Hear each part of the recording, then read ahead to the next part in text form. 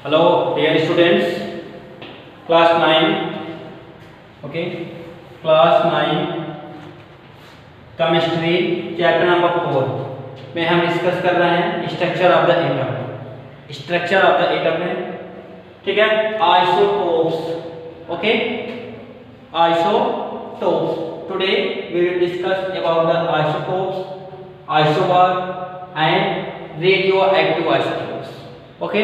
तो आइसोटोप्स जो है क्लियर हो गया है। आइसोटोप्स मैंने आपको बता दिया कि आइसोटोप्स क्या होता है, ठीक है।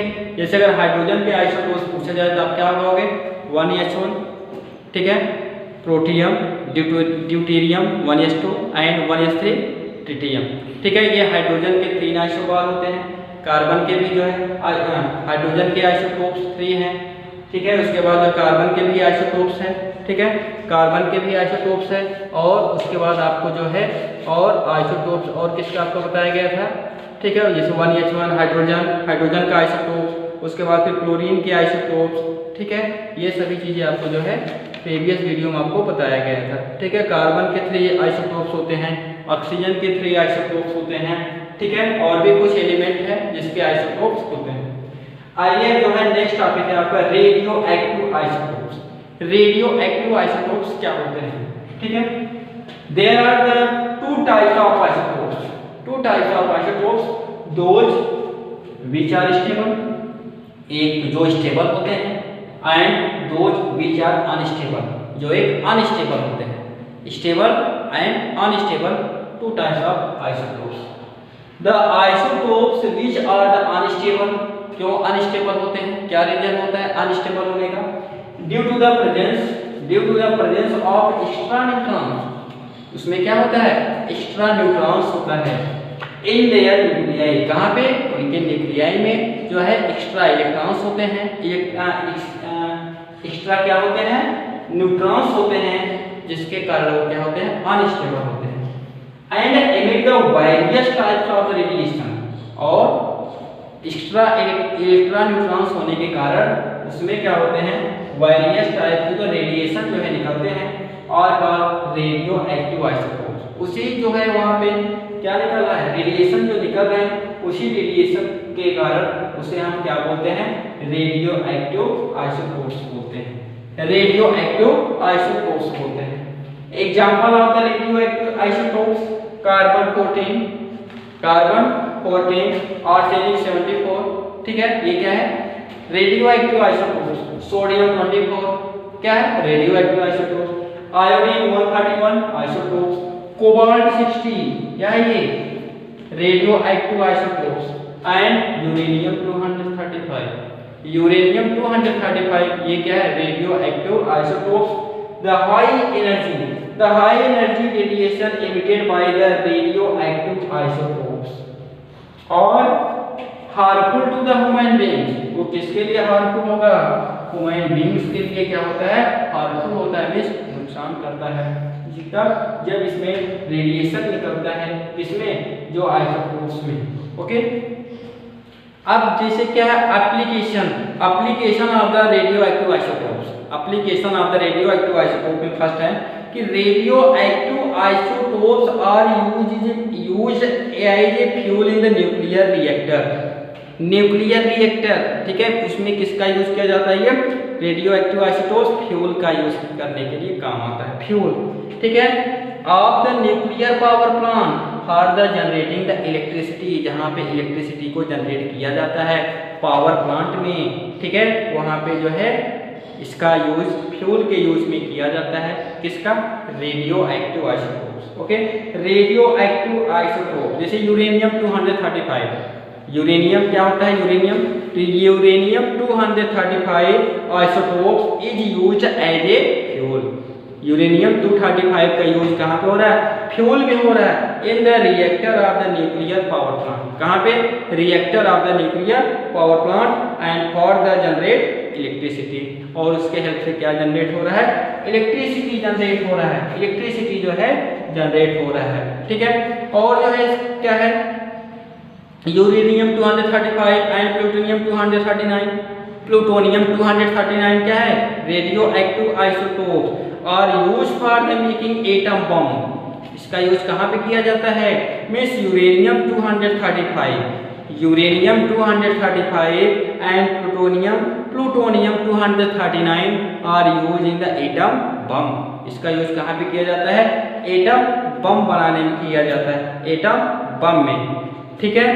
और क्या होता है उसके बाद सेकेंड एप्लीकेशन क्या है कि radio active isotopes are use as a tracer in the medicine to the detected the presence of tumour and blood clot etcetera in the human body.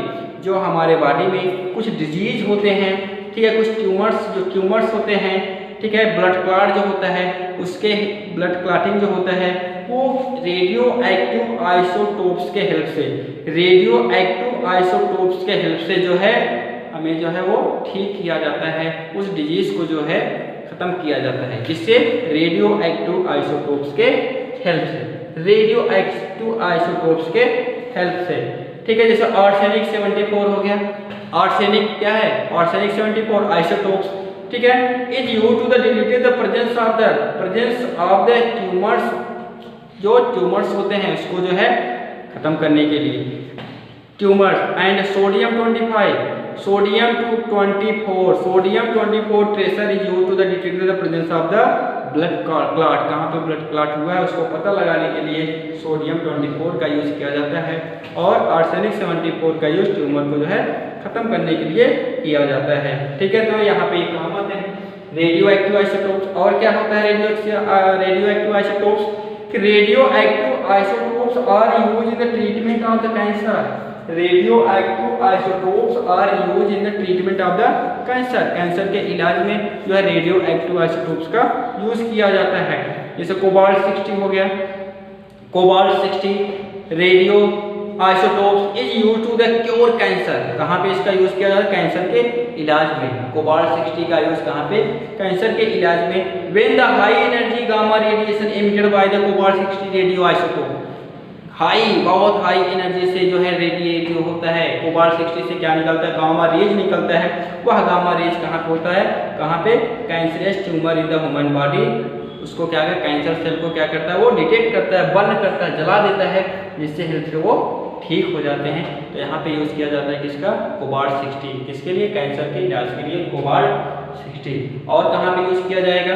Radio active isotopes are used to determine the activity of thyroid gland. Thyroid gland यहाँ पे neck में होता है, thyroid glands which help in the treatment of disease like the goitre. जैसे goitre हुआ है घेंघा, ठीक है, उसको डिजीज को ठीक करने के लिए, वाइटर को ठीक करने के लिए इसका जो है आइसोटोप, कौन सा आइसोटोप? रेडियो एक्टिव आइसोटोप्स का यूज किया जाता है थायराइड ग्लैंड में, ठीक है, उसको जो है ठीक करने के लिए। तो कौन सा आइसोटोप्स है?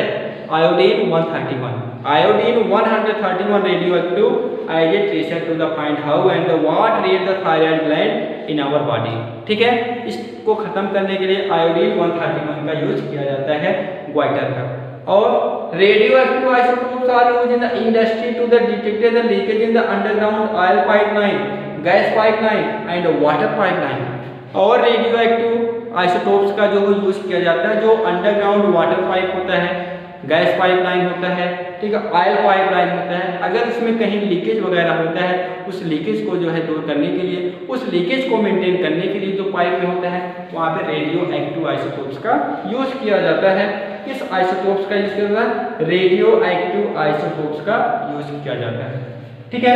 ये हो गया रेडियो एक्टिव आइसोटोप। अब नेक्स्ट पॉइंट आपका बचा आइसोबार। क्या है? Isobar of the atoms of different element. इसमें क्या होता है? डिफरेंट एलिमेंट, जितने भी एलिमेंट्स होते हैं having the different atomic mass. इसमें क्या होता है? एटॉमिक नंबर जो होता है डिफरेंट होते हैं but the mass number are same. This is the isobar. Isotopes में आपको क्या बताया गया था कि एटॉमिक नंबर सेम होते हैं। आइसोटोप्स में क्या बताया गया था? एटॉमिक नंबर सेम होते हैं और एटॉमिक मास डिफरेंट होते हैं। लेकिन आइसोबार में आपको क्या बताया जाएगा? आइसोबार में क्या होते हैं? एटॉमिक नंबर आप देख रहे हो डिफरेंट है, यहाँ पे 18 है, यहाँ पे 20 है, बट इसका एटॉमिक मास क्या होता है? सेम होता है।